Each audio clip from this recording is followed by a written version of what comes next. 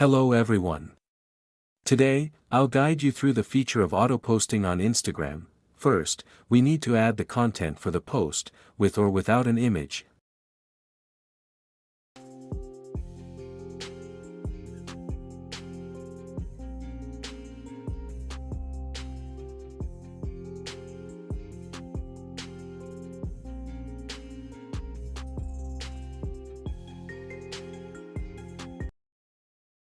Next, we configure the posting settings in the software.